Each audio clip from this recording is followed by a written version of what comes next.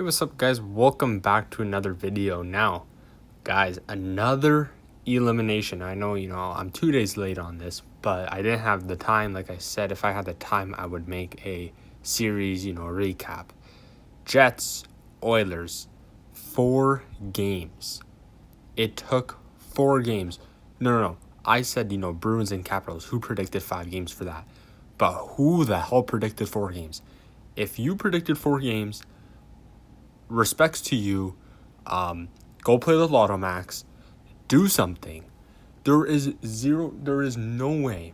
I refuse to believe anyone honestly thought, you know how people, do a jokes bracket like, oh, this team's going to win in 4 games when, it's going to be a 7-game series. Like, Habs against Leafs, right? Like, a joke bracket would be, someone picking Habs in 4.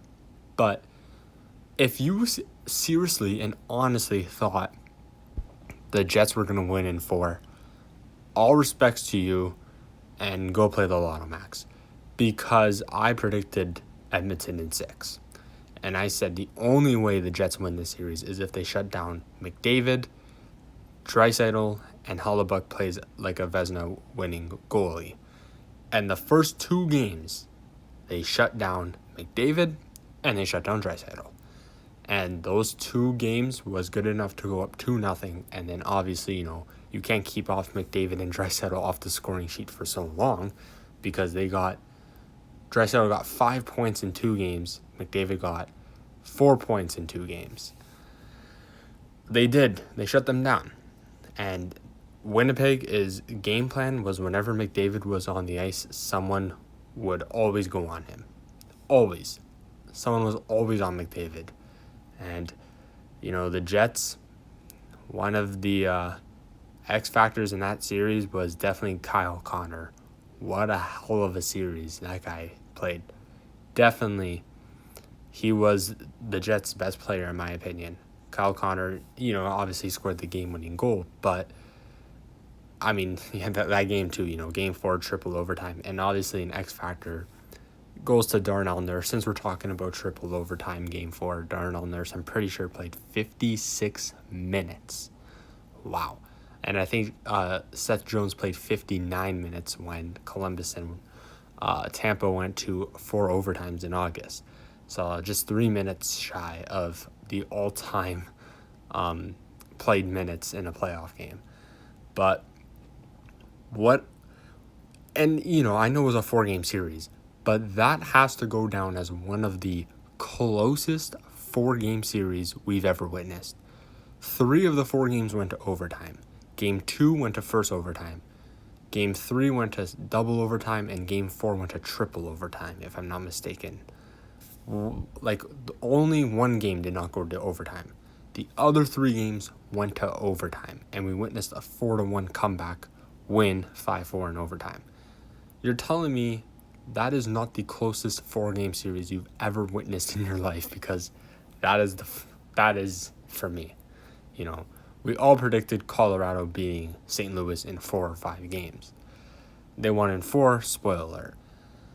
But there is no way who the hell predicted the Jets to win in 4.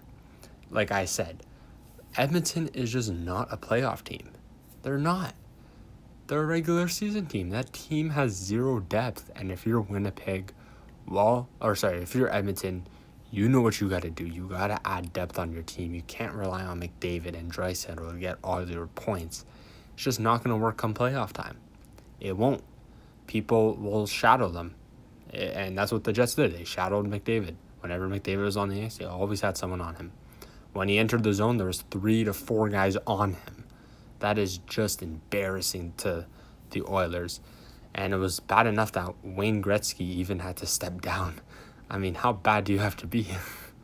But man, I'm not an Edmonton fan at all. I'm not, but you gotta feel for the fan base. Just like Buffalo. I'm not a Buffalo fan, but you gotta feel bad for the fans. And, everyone's saying, McDavid should request a trade. He's not. He even said he's staying on Edmonton. And if Edmonton were to trade him, you know how much asset McDavid has behind his name. You'd have to trade your whole future. You would, and that's what Washington did when they traded Anthony Mantha. They literally traded their whole future away. But yeah, three games on tonight. We could witness 3 Game 7s. We could witness 3 eliminations. We could witness 2 Game 7s. We could witness 1 Game 7. Islanders are up 3-2 against the Penguins in their series. Vegas is up 3-2 against the Wild in their series. And then Tampa is up 3-2 against Florida in their series. So who knows? I could be making a lot of videos tomorrow. I could be making none tomorrow. Just depends on who gets eliminated. And that Battle of Florida, wow, what a series. If you're not watching the Battle of Florida, I highly recommend you do. And my Bruins are in. They're in the second round, so it's amazing. I don't have to stress about hockey right now. I could just watch and watch and watch. And that is the best part. I've watched so much more hockey, other teams.